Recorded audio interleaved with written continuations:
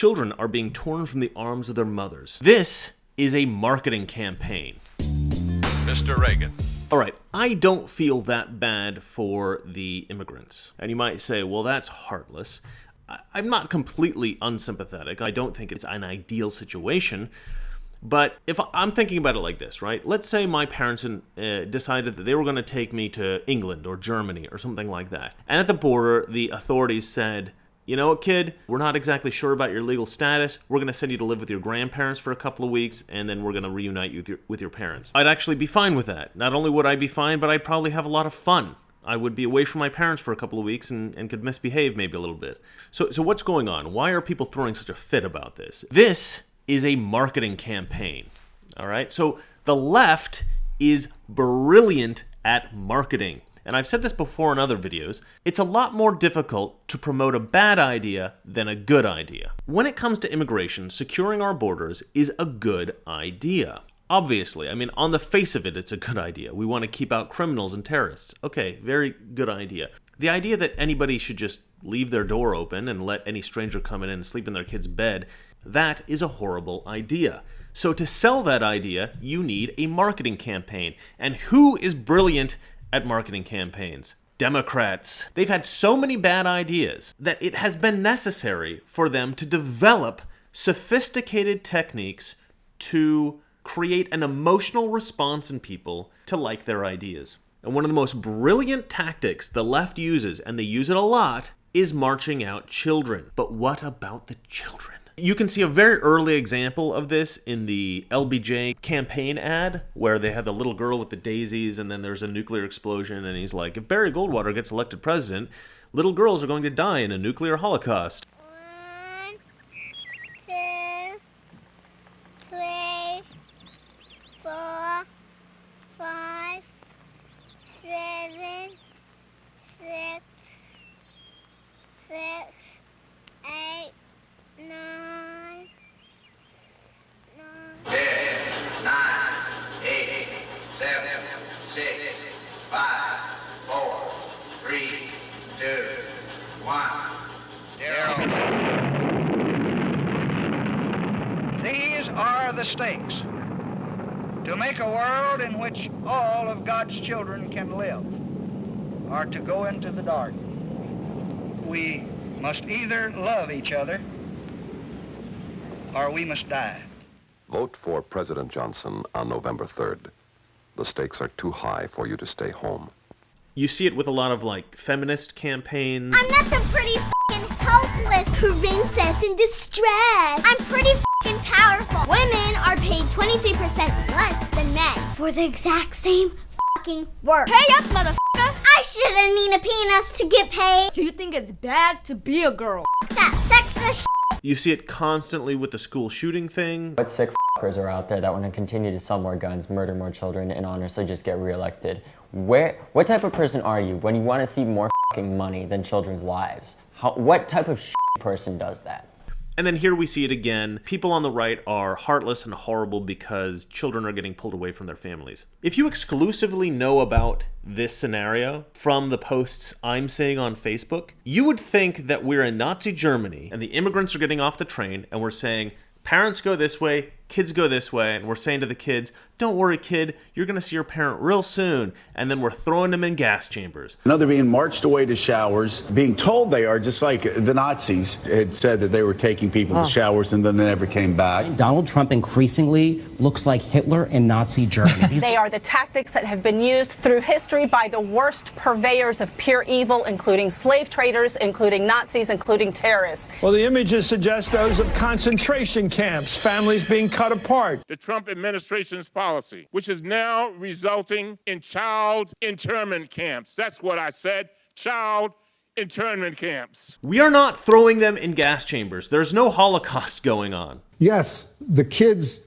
were brought in the trains to Birkenau, which was at Auschwitz. I speak with some authority on this. My grandparents were murdered at Auschwitz, and my dad survived, but 2 of his brothers and 2 of his sisters were killed at Auschwitz. They were separated.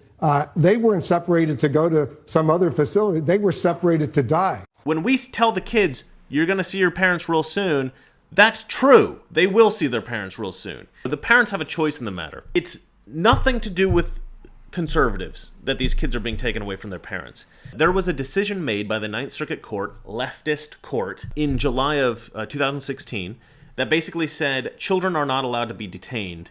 They have to be released immediately or as soon as possible. And so in keeping with that, Obama and now Trump has entertained the situation where children get to be released to loved ones or something like that while the parents are detained. Ben Shapiro pointed out that if the parents just agree to go back to their homes, they get reunited with the kids like immediately. But if they claim asylum, then they have to go through a whole process. While they're going through that process, they're detained, right? I mean, they're illegal immigrants. They've crossed the border illegally. The federal government doesn't want to keep kids in these like cages that we've seen and stuff like that. So they release them to relatives or whatever. This is a horrible situation, a terrible situation. But these immigrants, they know that they're going to be in some kind of a bad situation if they cross the border illegally and they get caught, right? They know this. This is part of the risk of doing it. And I'm not saying that, like, they're bad parents for doing it. You know, I might do it if I were an immigrant and I needed to jump over the border and I had my reasons or whatever. However, that's a risk I knew I was taking. And to sort of use that to say, okay, these parents knew they were taking a risk, to say, okay, now we're going to use that to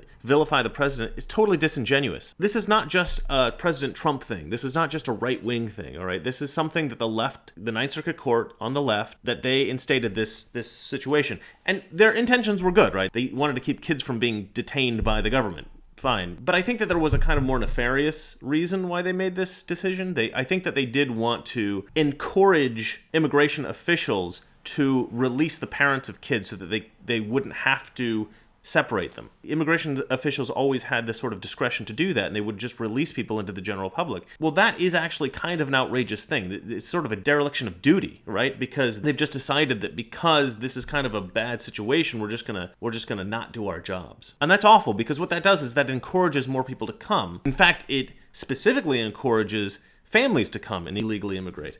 And we want to discourage this, right? So we have to be fairly firm with the law here. And it's not pretty, it's not nice, but it's completely reasonable. I really don't think that there's a huge amount of harm here. Yeah, when a kid's crying, it looks terrible, but my nieces cry all the time, and I don't think my sister's a bad parent. Sometimes she just becomes like a brat or whatever, and she starts to cry. Trust me, my sister will tell you. Just because a kid's crying, it doesn't mean anything bad is happening to them. Kids cry a lot, but it looks terrible, right? So it's brilliant marketing. So don't believe the left when they're showing you pictures of kids crying and saying, you know, we're tearing kids from their mother's arms, we're such horrible people. The reality is there's tons of instances when kids are removed from their parents. Child Services makes mistakes. You hear about this occasionally in the news where kids get taken from a reasonably good parent because Child Services is called on them or something, and then they're in this horrible situation where they got to fight to get their kids back, even though they didn't do anything wrong. I think the most common kind of situation like this, and it's really quite horrible because it's been going on for so long and it happens so frequently, mothers who deny custody to fathers when parents separate. That's really horrible. That happens every day. That happens all the time. You don't hear anyone on the left talking about that. And if you want to hear more about that, watch the Cassie J documentary, The Red Pill. It's brilliant. That film is devastating. I mean, it's a very sad film to watch just because the number of things that aren't addressed in our society, primarily because of feminism trying to keep certain issues out of the public debate. Watch The Red Pill by Cassie J. It'll blow your mind if you haven't seen it already. Available on Amazon. The family court system truly is biased against men. I mean, there's just no question about it. How can anybody not be angered by it? But if you start to talk about those issues, people get hostile. You are f***ing scum. So there's all these kinds of stories. There's all these horrible things that happen to kids all the time. Nobody gives a crap about that. Then suddenly they find, a couple of pictures of kids crying and they're like, oh, this is a tragedy. This is a tragedy. It's not a tragedy. It's just a marketing campaign. You're telling a specific story to try to evoke emotion out of people so that you can enact specific government legislation. Here's the problem with injecting emotion into political decision-making. So immigration is a great example of this. So there's this theory that it's possible that terrorists could come in from Syria if we allow all the refugees in from there, and it's a reasonable argument to make. And a lot of people say, oh, you're scared of terrorism. That's a silly thing. It's unlikely that there's going to be terrorists in that group, blah, blah, blah, blah, blah. And they may be right. It may be unlikely that there would be terrorists in that group. But here's the problem. You're not making political decisions about your own safety when you enact specific laws, okay? You're making decisions about the safety of all Americans, all right? So let's say you're like a soccer mom in Maryland and you live in a beautiful gated community, and you hear about these refugees and your heart goes out to them and you think, we should let them in, we should let them into America. And somebody says, well, some of them might be terrorists. And you think, that's not very likely, let's let them in anyway. Well, you don't live in Dearborn, Michigan. You don't live somewhere where these refugees might end up settling. For most of us, there's not a very likely chance we're going to get blown up by a terrorist. But you know who might?